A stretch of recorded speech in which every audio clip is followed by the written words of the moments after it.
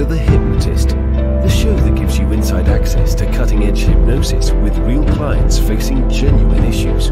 Brought to you by the hypnotherapist demanded by celebrities, CEOs, and even royalty, Adam Cox. These recordings took place live from Adam's clinic in London's world-famous Harley Street. So, get yourself comfortable and enjoy today's episode of The Hypnotist.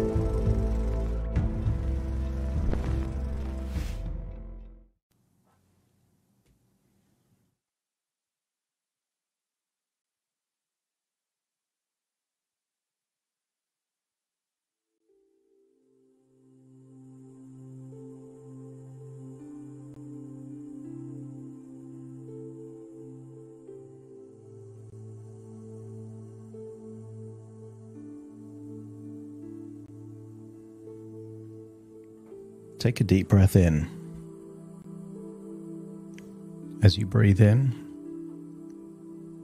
a feeling of relaxation. And as you exhale, allow your eyelids to relax as you feel tension leaving your body. Breathing in that resourceful feeling of relaxation. And as you exhale, giving permission to yourself to just let go. To let go of tension. To let go of stress. To let go of anxiety. And to let go of the past. Breathing in and breathing out. And on that outward breath, allow your breath to be longer than it normally would, enabling more of that tension and stress to leave your body and giving you the ability to breathe in more of that resourceful feeling of relaxation, enabling you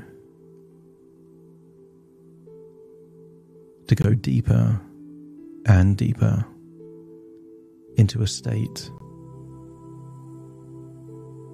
that you can call hypnosis or relaxation or trance or just accessing your imagination. And it feels good to go to that place. And I want you to imagine in that place, you're able to make changes that echo from the inside all the way to the outside.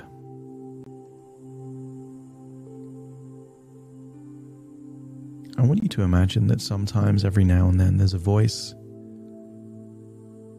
that tries to persuade you to do things that you know that you really don't want to do. And I want you to imagine that voice is a cockroach or perhaps an annoying fly. And I want you to imagine from this point forwards, giving that voice attention, a response, or your agreement is feeding the cockroach or feeding the fly, ensuring it will come back all the more frequently.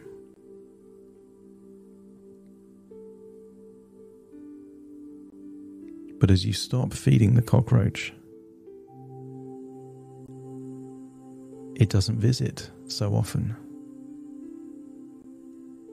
And instead, you welcome the voices in your head that are encouraging, inspiring, positive, that enable you to do things that you want to do but felt that you couldn't.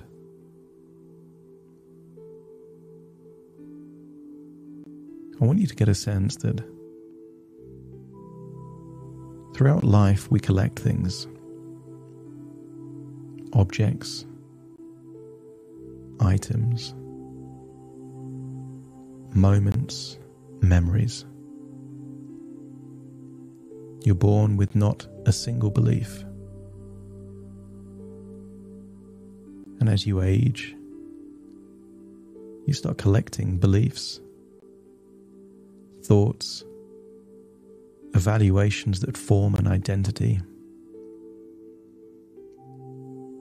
And in the same way that sometimes every now and then it's good to look at your environment and say, what do I really need?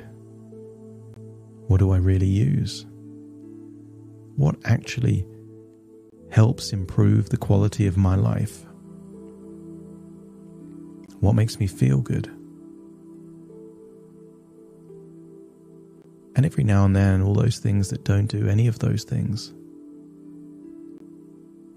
mean they don't belong in your environment. And in the same way that you can see an old item of clothing you haven't worn for years and give that away, you can also think back to old beliefs where you weren't good enough and ask yourself the question, is this true? And is this useful? And if a belief is neither of those things, it deserves to be given away, not to someone else, but given away from you, to detach from that belief in the same way that you can detach from an old piece of furniture, or perhaps something that's been hanging around in a shed, an attic, a garage, or an old cupboard. You're surrounded by things in your environment that don't serve you in any way. And I want you to accept the suggestion that you are not your past, and you are not your belongings. And therefore, even if you let go of old belongings and old beliefs and old ways of thinking, that doesn't mean that you are different. It just means that you're letting go of the things that's been holding you back. You can adapt easily. You know that to be true because time after time, with major adversity, you learn to adapt. You found that resilience to keep moving forward. And if you've adapted in the past, then you can adapt in the future. And sometimes it's useful to let go of old attachments so you're able to form new ones. Because while you're attached to the past, it's like an anchor preventing your ship from sailing towards your future. But as you let go of the past, an exciting, wonderful future awaits. I want you to get a sense that any clutter in your environment could also be holding you back. Physical reminders, representations of a past that is not your future.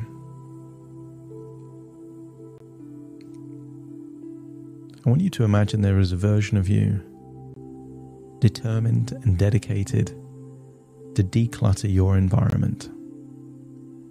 And as you see that version of you doing that in a ruthless, diligent way, anything that isn't useful and anything that doesn't make you feel good doesn't need to be there. And as you see that version of you letting go of the clutter in your life, I want you to accept that as you let go of the clutter in your life, you're also letting go of the clutter in your mind.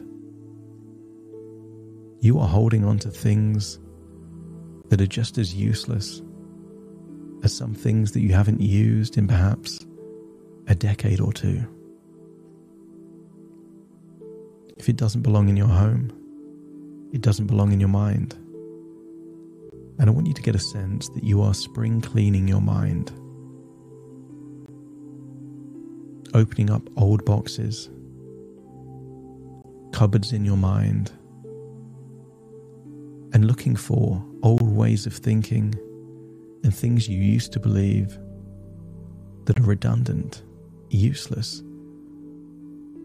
for the person you are today. And in the same way that as you let go of clutter in your life, you let go of clutter in your mind, the inverse is also true. That as you let go of clutter in your mind, it frees you to let go of the clutter in your life.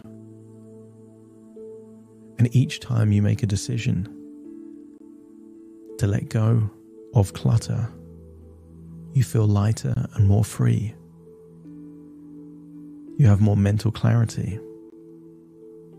You get less stressed because you're not holding on to the past. And you're lighter to move forwards to the future you truly desire.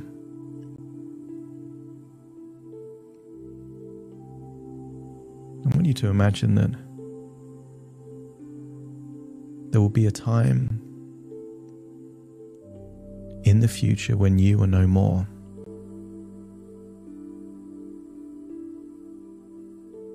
And maybe that's a long time in the future.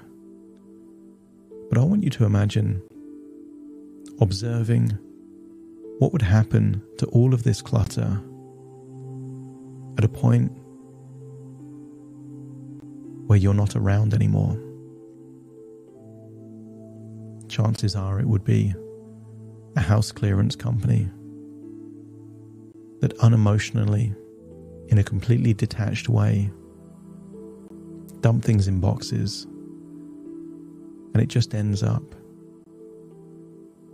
in a tip, in a charity shop, or in an auction. Isn't it better that you decide what to do with the objects in your life?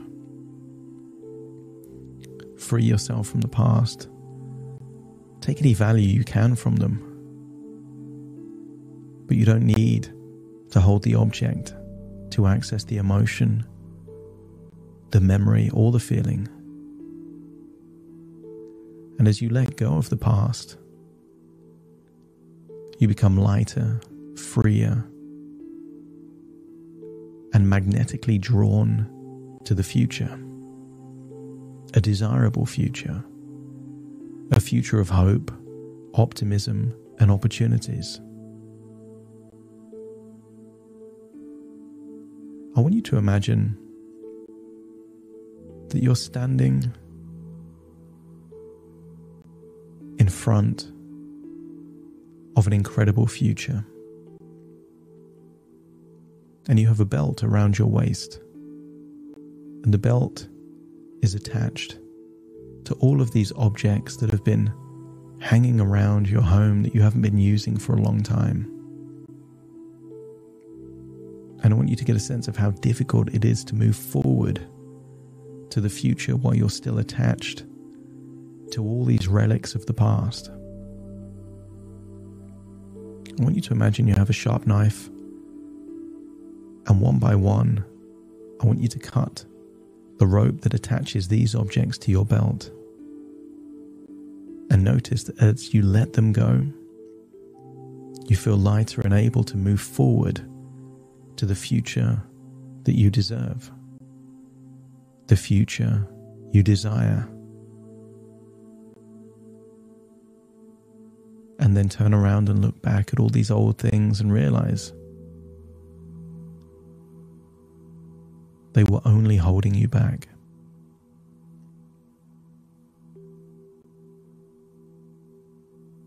I want you to observe the version of you that's let go of all that clutter from the past, the clutter in your life and the clutter in your mind, and see that version of you living the life that you desire and you deserve. See yourself doing the things you've always wanted to do. See yourself living the life that you want.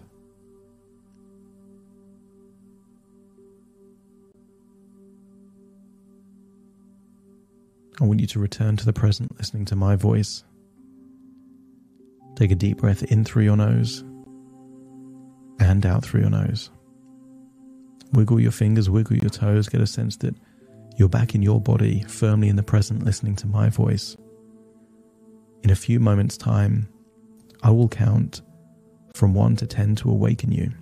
You will awaken feeling resourceful, optimistic, but also determined to let go of the past and to move toward your future. Starting to count to awaken you. 1, 2, 3, waking up. 4, 5, 6, more alert. 7, 8, open your eyes, open your eyes. 9, 10, wide awake, wide awake, wide awake.